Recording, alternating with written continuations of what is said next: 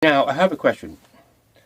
Was life better for mixed race people during Obama's time in office or during Trump's time in office?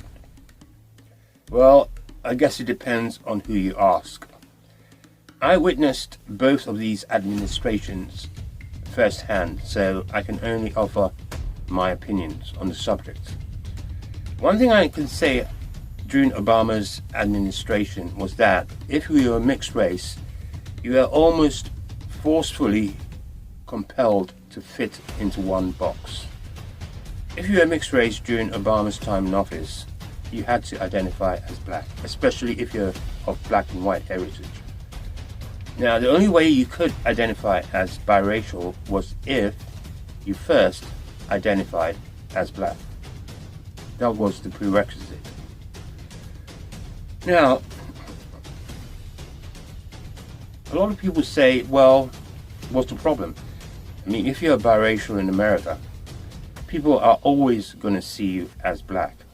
Well, I think that conversation has changed quite recently with people like Kamala Harris. People have begun to question Kamala Harris's blackness.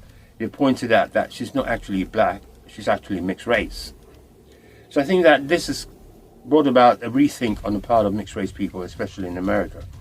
Now, I think unfortunately during Obama's time in office, there were a whole bunch of race hustlers and social justice grifters who were unfortunately setting the agenda. People like Colin Kaepernick, people like Shaun King. And some of these guys were from very privileged backgrounds with no real working knowledge of what it was like to be biracial on the streets, so to speak. Now, let's look at Obama.